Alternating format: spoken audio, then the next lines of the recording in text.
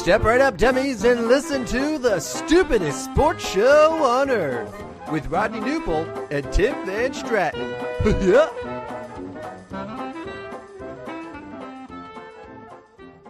Well, hello, dummies, and welcome to episode number 47 of the stupidest sports show on earth. My name, as you all know, is Tim El Oso Blanco Van Stratton. With me is Rodney Newpol. He's in his dark alley, his well-lit alley, I should say, on this Friday morning. Good morning, Rodney. How are you? How do you get your tongue, your voice to speak like that? Rosso Blanco. I can't do it. My kids were making fun of me the other night trying to roll my Spanish R's and stuff like that, and I couldn't do it. Anyways, good work I'll on teach you off air. Yeah, no, I'll teach you off air. I don't know if starting the show trying to do Spanish accents with I'm going to say the whitest people in the sports media landscape is a good way to start episode 47 personally. But here's a fun callback. So El Oso Blanco, do you remember which player that is? I don't. I probably should. And I may as it goes along here, but I don't. All right, so go ahead. I'll let you reflect on it for a little bit, and then at the end of the show, I'll reveal. All right. So speaking of that, we're about 45, 50 minutes today. We got a couple things going on later in the morning. So we're cheating you guys of about 15, 20, 10, 15 minutes. But the good news is several of our shows have went hour 5, hour 10. So we're just making up for some time that we've given you ahead of time. Anyways, happy Friday to you as well. And good luck to your Bradley Braves this weekend. I'm nervous. I'm overwhelmed with emotions. I hate that I have a team that I root for that can have an amazing regular season. I'm not saying that their regular season was amazing by any means. They lost 7 games. Yeah. Wasn't amazing. It wasn't like an undefeated season, like nothing like that. But no matter what, it seems like it's always going to come down to just what happens this weekend in St. Louis. This is the whole season. It's the whole season boiled down to just 3 days for Bradley. So I'm very nervous, very afraid. And so let me ask you this. Let's start here for a second. So do you have any sort of rituals when you are watching your Kansas Jayhawks or I don't think you do this with the Cardinals because it happens every single day, or maybe you wait until the playoffs, but basically a ritual where you're like, all right, they just gave up 9 unanswered points. I need to do something here. And then you like take off your sweatshirt that you're wearing, or it's like, oh, that didn't work. All right, I got to put that back on. And then maybe like put a hat on or something. Like you basically are altering your wardrobe in order to help the team. I have at times probably. Well, see, that's the difference here is like, that's not really a first or second round thing for me. Like if they get beat, okay, fine. But I get more nervous like in the later rounds as a power conference team. Like, I don't know. Like I don't get nervous till later in tournaments for me. Now, obviously I would hate a first round upset. It's the worst, but first, second round doesn't really do that much for me in that regard. Yes, like a Sweet 16 or Elite 8 game. Yeah, I would. And it's like, not necessarily shirt. Yeah, sometimes it's shirt. I don't usually wear a hat in the house, so probably not a hat. But like maybe I go from my office desk to the couch to see if it changes the momentum of the game. You know, I'm a big part of this game and how the flow goes here. So I might have to move spots, but I totally get it. I totally get it. And like Cardinal playoff games, World Series games, yes, that kind of stuff happens. Like, hey, I wore this jersey for game 2 win. I've got to wear it again for game 3. I got to wash it and be ready, or don't wash it. I think that's the key. Like, don't wash it. Now, if they lose game 3, you can wash it. You don't wear it for game 4, but now you have it ready in case it's back in the rotation. But anyways, I get it. So does that start today for you? It depends on the game flow. I'll so for typically the Friday game. So I don't know what the spread is against Murray State. Bradley should be a pretty decent favorite. If it does get to that point with them, then I might have to do a quick wardrobe alteration. I hope not, but usually that type of paranoia and fear watching starts on Saturday for me. It usually starts on Saturday. It's a CBS Sports Network game. It's the semifinals. You're one win away from playing on CBS on Championship Sunday. So it would be tomorrow for me if anything. But it's very refreshing to hear that you are also an insane person like myself. Yeah. Oh, for sure. And For sure. I and think we're all bulked together in the insanity. You would be surprised to hear this. Bradley Braves are only 4.5-point favorites. That's not very many points. That's not very many points. Southern Illinois is 9.5 dog against Drake. My Redbirds, Illinois State Redbirds, are plus 1.5 against Belmont. Again, Bradley's minus 4.5 against Murray State. And Northern Iowa is minus 8.5 against Valpo. Bradley line seems small. 4.5 does not seem like very many against Murray State. Maybe odds makers are taking in the fact that John Morant will rejoin the Racers today. I don't know. Yeah, so Bradley's won both of their games against Murray State at Murray State, January 18th. They won 74-61. 13. So yep. 13-point road win. And then they played Murray State February 22nd at home. Now that one went to overtime. Yeah. And Bradley was able to sneak out with a win. Perhaps that's sort of the game that people are looking at more so than the one back in January. And it makes sense. So this is right in the stretch where Bradley, they had to fight and claw, and they beat Drake by 2. They then lose to Illinois State the following game. They go to overtime against Murray State. So maybe it's in that area. I don't know. I'm surprised that it's only 4.5 points. I would have guessed maybe 6.5. Yeah. Yeah, I probably would have been more like 7, maybe even 7.5. But that's it's a little surprising. But 6:00 tonight, it's the third game in Arch Madness there in St. Louis. And yesterday we saw a really good first game. Illinois State ran away with game 2. And I would say Valpo beating UIC was an upset in game 4. We got a comment here from Dan. Arch Madness NHL trade deadline. Minnesota high school hockey state tournament. He's thriving this weekend. Lots going on. All right. You've seen the clips and the videos and the photos of everything going on at that tournament, right? A little bit, yeah.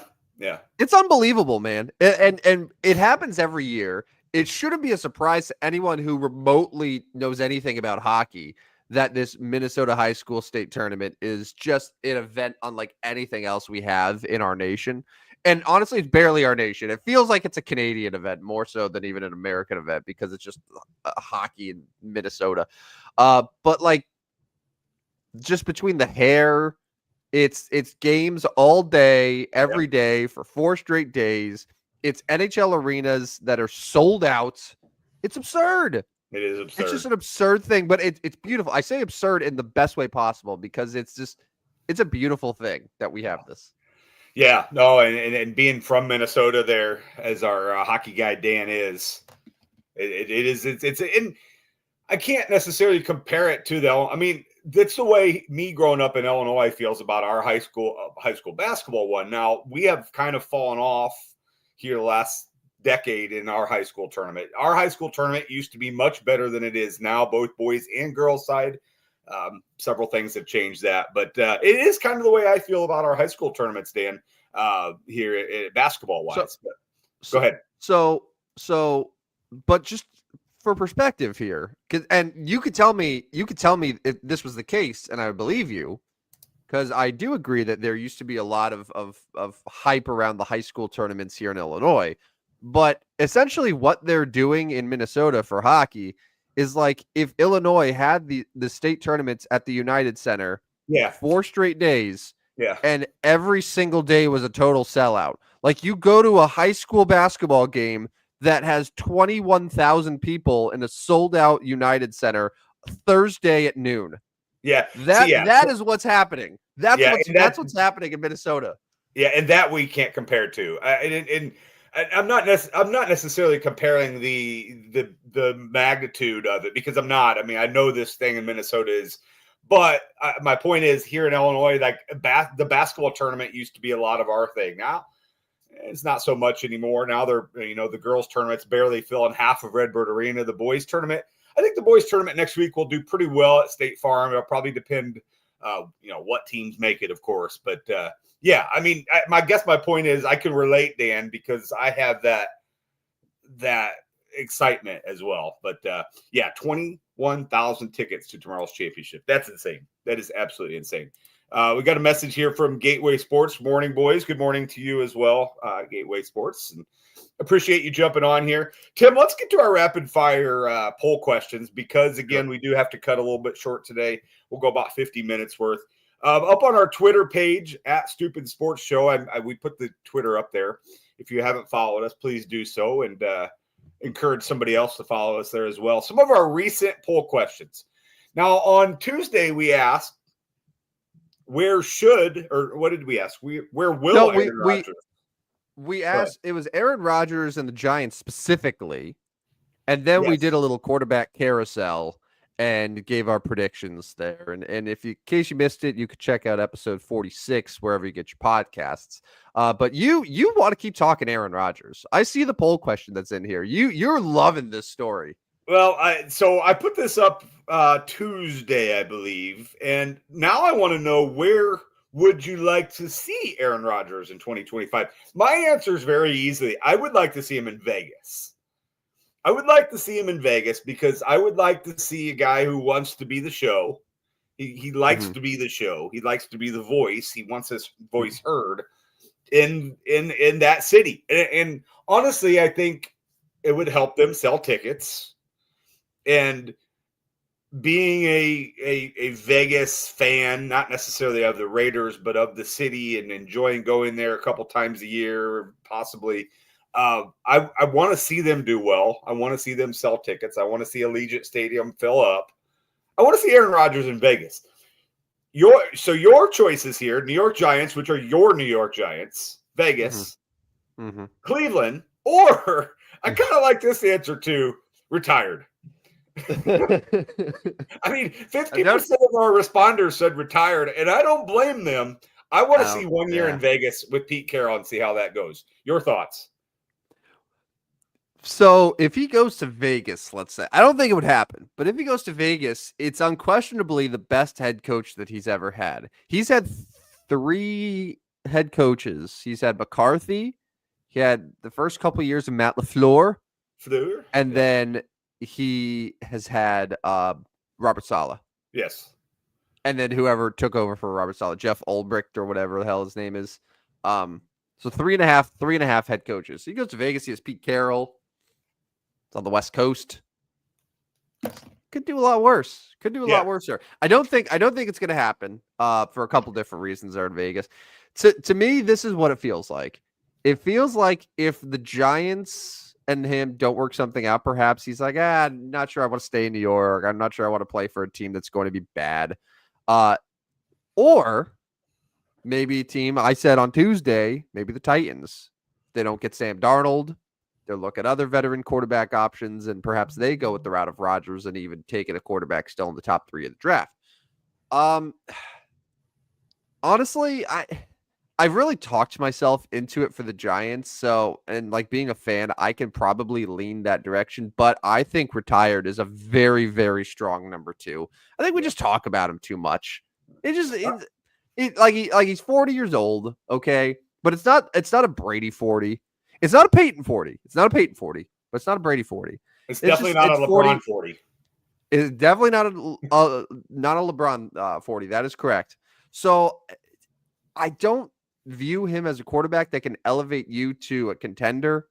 So you get better quarterback play than I guess you had, but also not good enough. So then it kind of just gets you to the middle ground. So I don't know.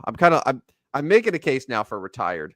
I'm with Gateway here. I think that is a and just to be done with it, right? Just to be done talking about it and just hearing about it and the nonsense and the weekly Pat McAfee. If he's retired, does he stop going on McAfee, or do you think he just goes on McAfee more and he just takes over for AJ Hawk? Well, my question is, if we take over for McAfee, do we still have him on or not? I don't think so. I don't think he wants to be on with us. No? All right. Well, that might be No. that might be What? part of the negotiations. This is a good question here because we've said from the beginning since we started the show, our Day one. goal was to dethrone Pat McAfee and to Yeah, take his spot we're getting closer each day. each day. We're getting closer. We're making some good progress here. But if we get to our ultimate goal and McAfee is shown the door and we take over middays, ESPN, right? Who's the one athlete, realistically, like who's the one athlete that you would like to have a weekly hit with the same way that he does with Aaron Rodgers? Who do you think we could get? That's a great question. That's a great question. I don't know. Again, like this is number 2. This is the second question in 16 minutes that I don't know as if I have a off the top of my head answer here. Oh, man. Reflect. Yeah. Come back Mull to on it. Come back to it in back to 35 minutes. Come back to it in 35 minutes. That's correct. I'll reveal that and El Oso Blanco to you. Yeah. Second poll question here.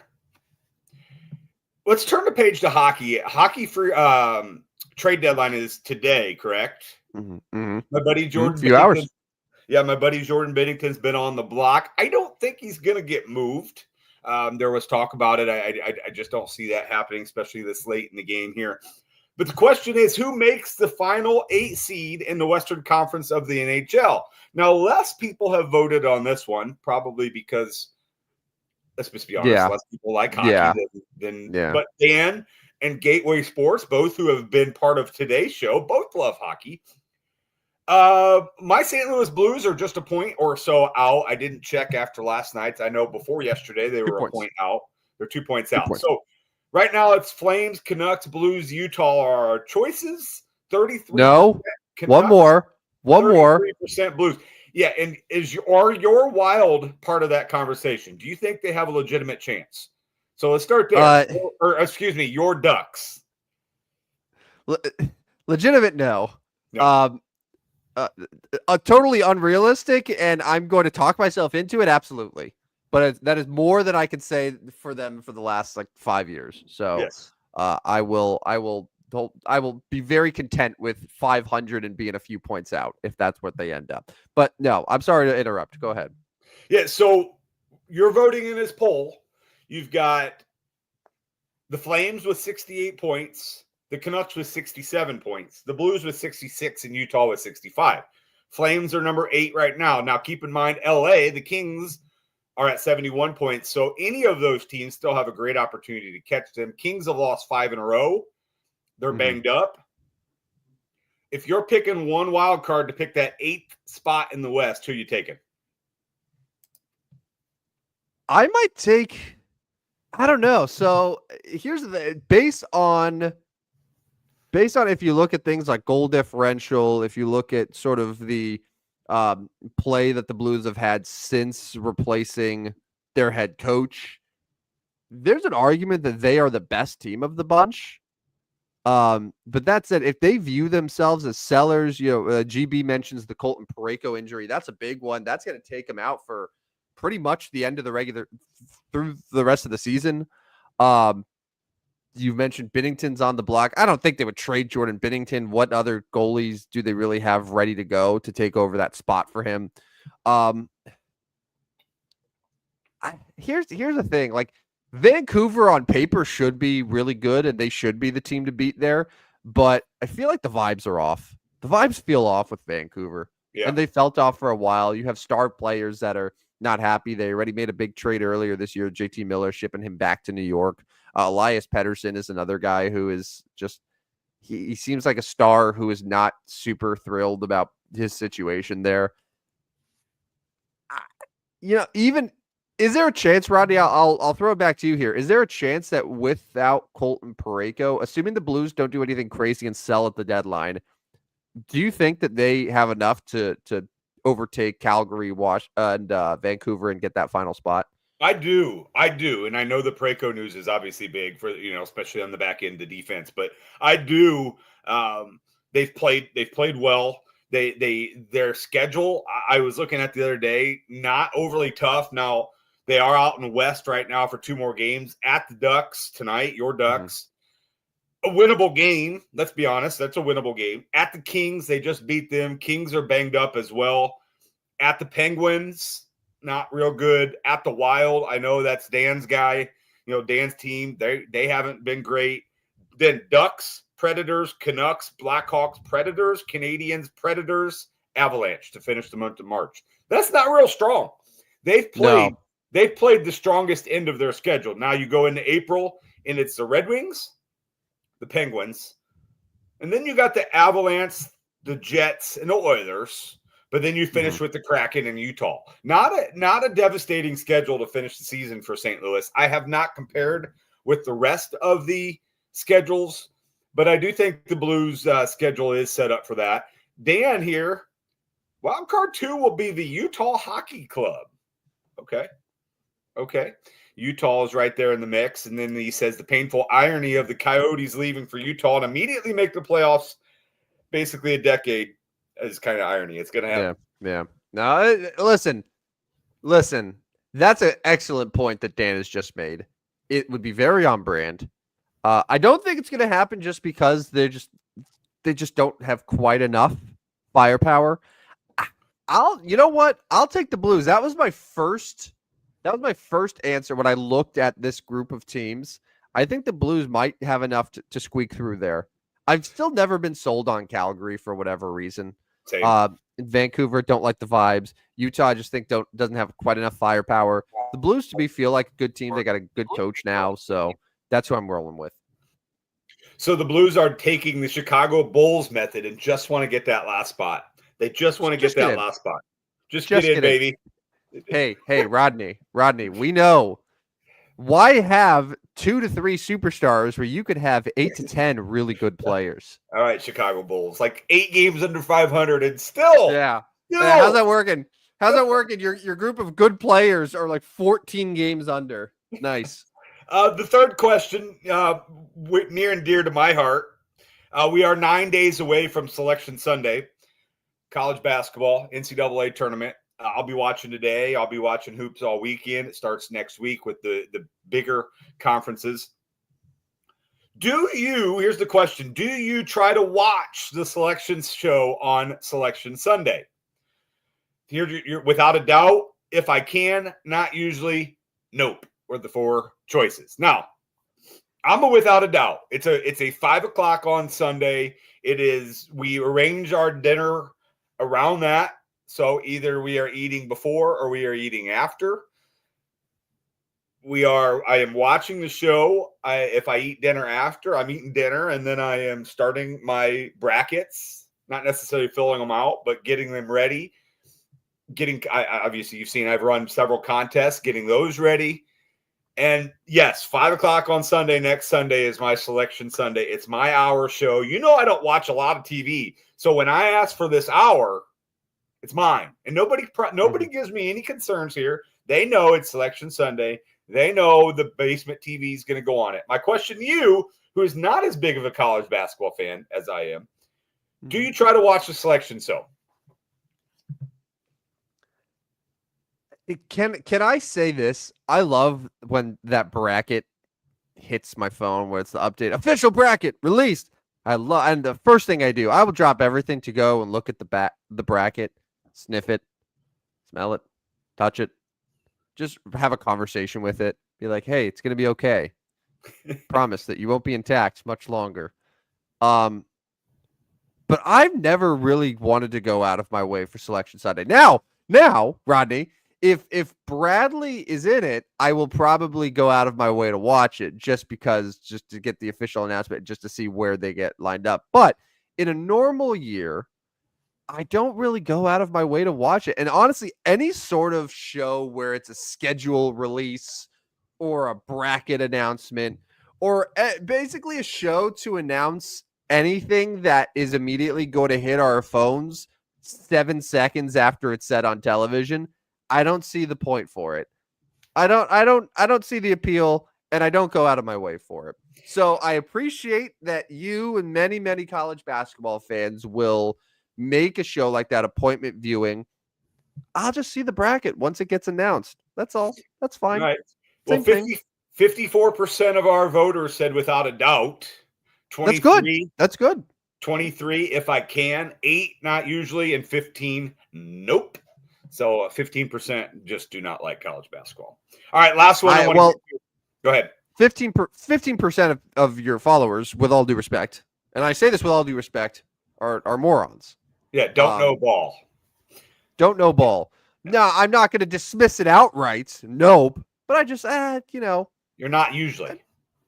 Not usually. I'm a not usually guy. Let's go with that. I think not usually is a good response. All right, last one. Back still with college basketball. And I know in our group thread over the years, we've joked about this. I don't know as if necessarily you've been involved or, I know we have another good guy in there that loves college basketball about as much as me, a little bit more than you, but West Coast Conference tournament's also getting going. That is, for those of you that don't know, basically Gonzaga and St. Mary's. That's the conference.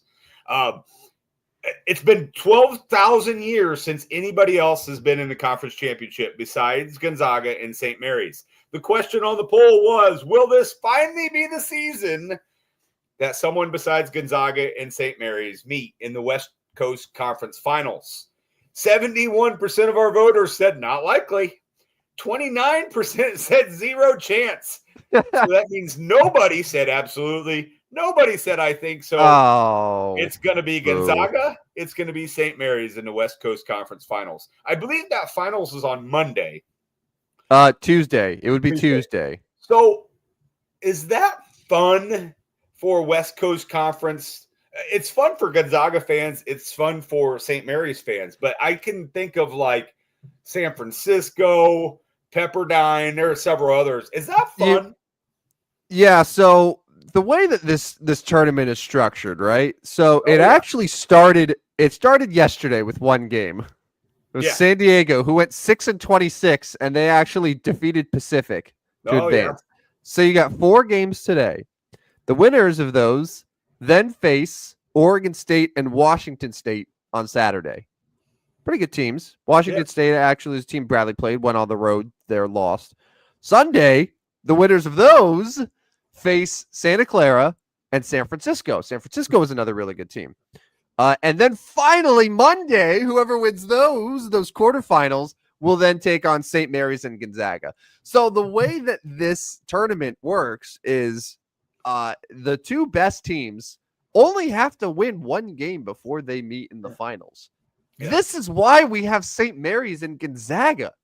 Every year. Because St. Mary's and Gonzaga got to win 1 damn game before they get to play on Tuesday. Yeah. That's it. And they're always 1-2 in the conference, so they always get placed in that spot. Basically, you can put them there start of the year.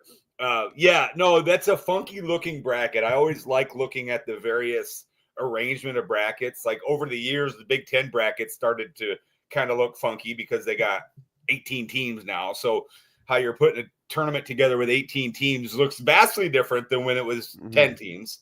But yeah. I'm going to go with the absolutely not. No chance. There is no chance that it'll be anybody besides St. Mary's and Gonzaga. And they're both going to make the tournament again, which is another story. Gonzaga making the tournament for literally like the 30th year in a row. But I'm assuming you're agreeing with me. No chance. I was nodding because I was just thinking, Gonzaga being that successful, surely they have many national championships to go with all of those NCAA tournament bids, right? I would assume. Correct me if I'm wrong, but man, we were so close because San Francisco and Gonzaga actually finished with the same overall record, but San Francisco was 1 game behind them for the conference. We were this close to Gonzaga having to win 2 games before playing in the West Coast Championship. Yeah. That would have been something. Yeah. So San Francisco and Gonzaga should be a pretty good semifinals there then, if that is the case. They were just a game apart. That should be the 2-3 game. But anyways, that's the West Coast Conference. I will be following it. Starting, as we said, 4 games today. I was going to say, you say it would be a good game, but the last time they played was actually this last Saturday. A weekend ago in San Francisco, and Gonzaga beat them by 20. Yeah, well, we hope. We can only hope. Yeah. The problem with this is I haven't looked at game times for this West Coast Conference. This game's probably slated for 11 p.m. And that is the problem with trying to watch Gonzaga in San Francisco on Monday because it's going to be Monday night. Monday Gonzaga at 10:30 p.m. Central. Exactly, 10:30 Central. right? Yeah. Like brutal. Awful. And I know it's 8:30 Awful. out there, but that's just brutal. Anyways, that's the fourth and final poll question. I'll put a few more poll questions on our Twitter account today. If you did not really remember what our Twitter account, there it is, at Stupid Sports Show with no W. All right, I know one you want to get to. Let's spend about the last 20 minutes here talking well, no, because we got to do our 47s. 10, 15 minutes because we got to get our 47s in and we got to come back to those two questions you asked me. NFL free agency or tampering period gets going. Lead us off here, Tim. Go ahead and lead us off. Yeah, is that right? Is it? So legal tampering is Monday. Free agency, though, officially is March 12th.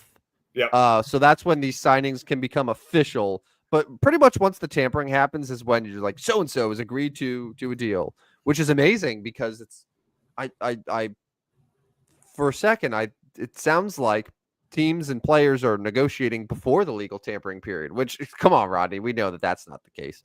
Right. We're not going to sit here and break down who the top offensive guards are in free agency or who the top safeties are. If you want some big names, though, I'll give you some of the big names just to keep you sort of in the loop for who are the best free agents. So quarterback-wise, we've covered them a lot. I would say the two best right now, you have Aaron Rodgers, you have Sam Darnold. You could maybe consider Russell Wilson in that mix, a few other guys, but right now I would say Sam Darnold is the one who is most likely to get a multi-year deal, and then you have Aaron Rodgers. And some people think that Aaron Rodgers actually is a better option at quarterback than Sam Darnold. I can see it. There's an argument for it. I don't love it, but it's there. But you also have guys like Chris Godwin, receiver from the Tampa Bay Buccaneers. You have a couple. How about these for big names, Rodney? Khalil Mack and Joey Bosa. Yeah. Some big names that could help your defense. Mm-hmm. Oh, yeah. Pass rushers, I think, still pretty good, right? As far as some free agents that we're expecting big contracts from, Milton Williams, who is a starting defensive tackle from Philadelphia, seems like someone who could break the bank. Byron Murphy is a really good cornerback for Minnesota. Will Freeze is an offensive guard. I mentioned that we were going to talk about offensive guards, but damn it, I'm doing it anyway. You probably want to know, who are the teams that could be the most active in free agency? The Patriots have about $130 million of cap space. We are there. There was a rumor yesterday that the Patriots are inquiring about Brandon Ayuk. So after San Francisco trades Deebo Samuel for pennies, now Brandon Ayuk could be on the move. So it really feels like San Francisco is clearing out cap space to try to re-sign Brock Purdy, right? Why else would you make these cuts? They cut another guy from their defense the other day. I can't remember his name, but they're clearing out space. Why else would you give $60 million to Brock Purdy? That's insane. And I've said all along, I think that's a bad choice, but teach their own. Brock Purdy, all the money, but no targets left or no teammates to throw to. Good luck with that. Yeah. I was going to say, I think the Bengals are going to be very active. They've made a couple, they waived Trey Hendrickson. Sam Hubbard retired, but they franchise tagged T. Higgins. And I think that they're at this position right now with their franchise where they need to make a big move here. Otherwise, they are going to fall off very fast. But teams like Carolina, the Giants, the Broncos all have cap space, look to be very active. We're seeing Washington. I know Washington made a ton of moves last year. I wouldn't be surprised if Washington is another team that's super active in free agency.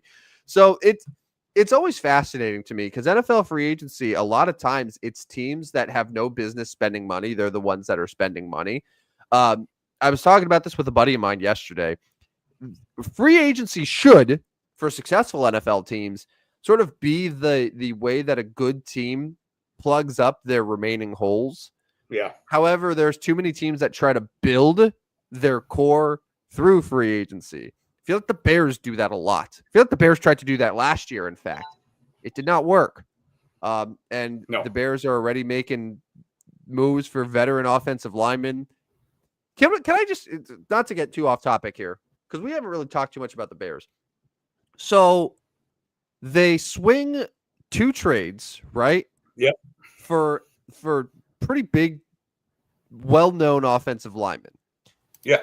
Are we going to just ignore the fact that the Bears were able to get 2 offensive linemen well into their 30s that were seemingly given to them by Andy Reid and Sean McVay? So I let me figure another way to word this. Are we sure that the Bears have won these deals when the teams that they're doing business with are the Chiefs and the Rams? Like it's like that's what I'm thinking. Like, well, if Andy Reid and the Chiefs are trading this seemingly great offensive lineman who's in his 30s, who's got a year left on his deal, who's going to require a multi-year extension, are we sure that the Bears are going to win that deal? Same thing with the Rams. They gave a huge contract after a year. They got 4 games out of the guy, traded him to the Bears. All the money's guaranteed. Are we sure that the Bears are should be doing cartwheels here? I don't know. It's like the Patriots when Belichick was running things in the day and they would trade their players a year. It's better to be a year too early than a year too late, right? Yeah. I feel like that's the same thing. So you would have the Patriots trading players who would go to another team. They wouldn't be as good, and then it would be buyer's remorse. And I feel like that's the same thing that's happening in Chicago. But I digress. Yeah, we know that Ryan Poles and the Bears always get it right. So yeah, and I'm guessing the Bears they know that desperation of getting offensive line and like, oh yeah, this guy's been good, and yeah, we got it on a good deal, and maybe not quite. They're trying to put their blinders on about, yeah, we don't really care that he's mid-30s, low 30s, and he's digressing and things like that. And so yeah, I would like to see how this plays out, but my guess is they won't be as good as advertised, and because we've seen this in Chicago, we've seen this for a long time in Chicago. They things don't work out for them. So yeah, I mean, yes, Bears fans are doing cartwheels. I love it because they're going to sell season tickets again. They got a new bolt-up offensive line. It's going to make Caleb Williams the generational quarterback he is. And they're going to go draft Ashton Genty now, right? It's more likely. It's more likely, right? Because I think so. So here's the one good thing for them. Because they addressed both of their guard positions, now they've opened up a lot more flexibility for their draft. I saw today that Dallas is, quote, unlikely to consider a running back with their first round pick, even though mocks for like 5 straight months had Ashton Genty going to the Cowboys. I think the Bears are a realistic option there, which would be something we mentioned weeks ago. Yeah. Weeks ago, we floated that out there. Once boy wonder Ben Johnson got hired, we said I think Ashton Genty is a little a 2-man backfield with him and DeAndre Swift. I think it makes sense. Yeah. You brought this up, but we both agreed that Ben Johnson was going to mold this team to try to mimic his Detroit offense. And you put the pieces together. Yes, Swift and Genty are not Montgomery and who's the other guy there? Jahmyr Gibbs. Gibbs. But it's a version of it. And then the receivers, the multiple receivers that they have trying to match up with the multiple receivers that Detroit has. But yeah, I would take the bet if you were giving me even money, I would take Ashton Genty to the Bears. That would be my choice right now. The Bears are going to go take Ashton Genty. But we'll see what happens here in the rest of free agency over the next couple weeks. And then we're 6-8 weeks away from the draft to kind of give us an idea of what they might be doing. But yes, right now I would say I think Ashton Genty is going to Chicago Bears. That'll sell tickets. That's all you care about. It is. As a season ticket holder last year, I love the hype. I love the April, May, June, July hype. I love that they won a couple games earlier in the year. It sold tickets for November and December right away. Boom. It was almost like a given. Like if they won week 1, they came back and beat the Titans. one of those 7 remaining home games that they had was going to sell. And that, boom, Packers game sold right after that. Week 1 was over, Packers game sold. And Packers weren't even till like November. So it was kind of crazy. But yeah, just sell tickets, baby. Question here from Dan for you. Are the Giants trading up to 1 for Cam Ward? I think so. I think they will. I think desperation is going to win here. And I mentioned on Tuesday that I wouldn't be surprised if all of the leaks about, the Jets are interested in trading up to 1. Ooh, the Browns are guaranteed to take a quarterback. I think maybe those teams are interested. However, I don't think it's a real serious push. I think it's more them trying to scare the Giants into them trading. I mean, in a perfect world, Tennessee would love to get the Giants' first-round pick next year. I would not trade that first-round pick to move up 2 spots for Cam Ward. I would not do it. I would not trade 2026. Not in the year that you have potential Arch Manning coming into the league. Like, no, not doing it. Not doing it. But I understand why Tennessee would want to try to get the Giants as much as possible. I think ultimately they'll get it done. I'll say a 2nd-round pick, maybe a 3rd for next year. Okay. I think that'll be enough to do 2 spots. And if you're Tennessee, you're still guaranteed Abdul Carter or Travis Hunter. Not bad. Yeah. I'll say yes. I'll say yes, Dan. I believe it's going to happen. Desperation's going to win. All right. Should we do 47s? I think so. And this one, the first one to me, I'm going to go ahead and claim the first one because it's easy to me. 47 is a difficult number, but this one is the easiest Mount Rushmore for me.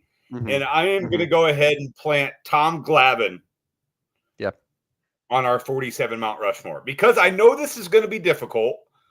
46 was impossible. In fact, we didn't even necessarily have one. 47, Tom Glavine's going there. We can't take him off because there's not going to be 3 better. You got one? Yeah, I'm going to stick with baseball here. There's a couple pretty solid pitchers. However, the top one for me is Jack Morris. Okay. Jack Morris, 18 seasons wearing the number 47, mostly for the Tigers, but also with the Twins, Blue Jays, Cleveland Indians. So Jack Morris, I think, is deserving of a spot there. I would feel good if those were my 2.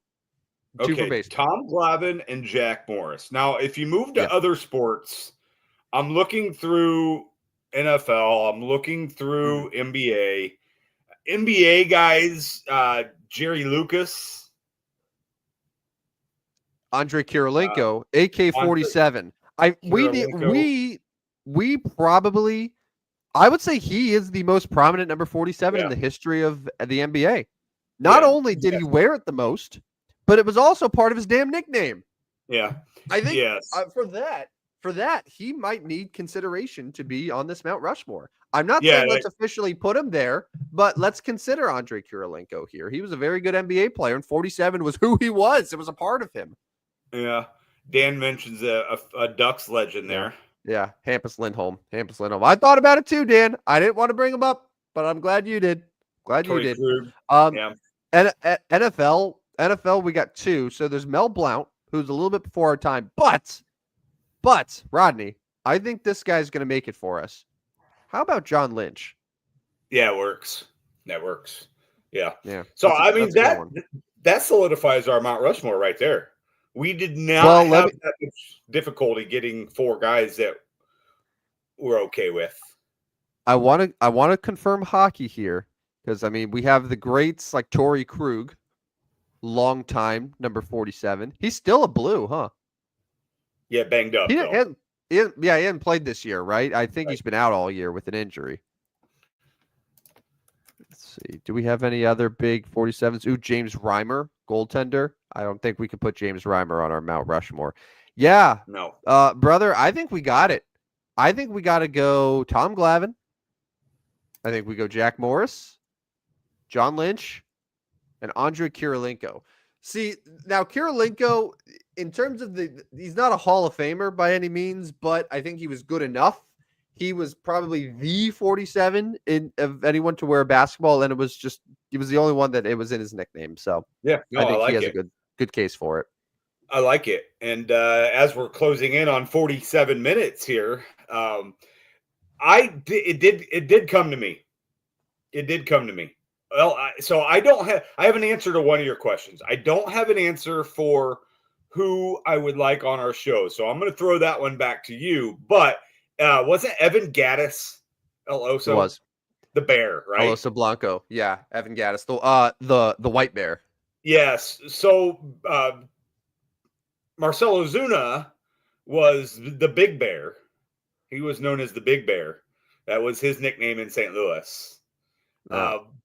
But Evan Gaddis. And by the way, Torrey Krug is out for the entire season. He had ankle surgery at the start of the year. Will not play.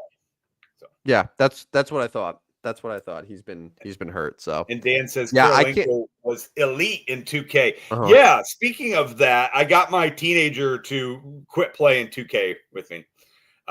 He doesn't like that. So if he chucks threes and I close out and I just run down the floor because that guy doesn't rebound, I rebound and chuck it down to him and get layups. He hates it. He calls it cherry picking. And he said, "Dad, I'm done playing. I'm done playing." So you got him to rage quit just like that. Yes. And he then said, I'm ready for baseball season. I guess the show comes out, I believe Tuesday. The show comes out Tuesday. So he's ready for the show. I'm trying to plot how I'm going to get him to rage quit the show too. I doubt that happens because he's probably better at me than that. But I beat him in several basketball games. Anyways, there we go. So who would have to we take over for McAfee? Who are you having on as our weekly guest? Yeah, I think because he's already kind of an ESPN employee, because of my connection to the team, I think we could get Eli Manning as a weekly guest.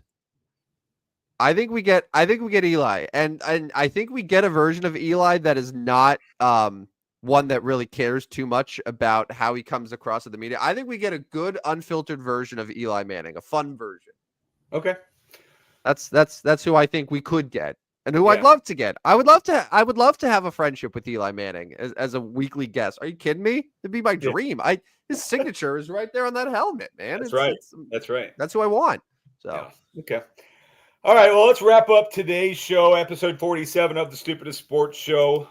We'll be back Tuesday, 9 p.m. A lot of college basketball talk to discuss then, and so there we go. Substack, I'm going to finish that up today or this right after the show, but make sure you sign up for our Substack. I'll let you take it away from here, Tim. If you want to get more of Rodney's polls in real time and other musings, make sure to follow us at Stupid Sports Show on Twitter. And also, in case you missed any of today's show or our previous 46 shows, wherever you get your podcasts, Spotify, Apple, iHeart, go there, listen to the show, give us a rating, give us a review, subscribe, then unsubscribe, then resubscribe. You know how it goes. And you enjoy the weekend too, Dan. Thanks for participating. Thanks to Dan. So we got Dan, we got GB, we got Gateway Sports. My God, man. My God, this audience is growing on a Friday morning. Yeah, see you, Pat. Bye. It was nice knowing you, buddy. We're gonna take over. Good work on the show, but there's a couple new kings in town. Anyways, yes, enjoy the rest of your weekend and enjoy the conference tournaments going on there. And we'll be back Tuesday, 9 p.m. And I am a little upset, by the way, that you went an entire show without mentioning that the Lakers won again, an overtime thriller over the New York Knicks. They are 12-2 since the Luka Doncic trade. Yeah, good for them, and but a big win because when I went to bed last night, they were down. They were down. I would have pinned the Knicks as winning that game, which would have been a nice win for the Knicks on the road in LA, but didn't happen. So congratulations to your Lakers and Lakers Celtics in Boston Saturday. Yeah, Saturday. Yeah, that is going to be a fun one, folks. Buckle up. And they say regular season basketball doesn't matter. Come on. Watch Lakers Celtics tomorrow. Finals preview? Maybe. I don't know. I'm still I think we need to acknowledge my Cleveland Cavaliers, man. 52-10. Yeah. 52-10. They're amazing. Amazing And basketball team. OKC's pretty tough too. Yeah, I don't want to get Charles Barkley mad at me for discounting the Thunder and the Cavaliers and have him rail against me, call me a dumbass and all those things. I don't want to do that. So I'm going to give them their proper flowers. All right. Well, that wraps it up for the show. Thanks to everyone who participated. A lot of fun. We'll be back Tuesday nights. For Rodney Newpol, I'm Tim El Oso Blanco Van Stratton, and this was the stupidest sports show on earth. See you guys. See ya. Step right up, dummies, and listen to the stupidest sports show on earth with Rodney Newpol and Tim Van Stratton. Yeah.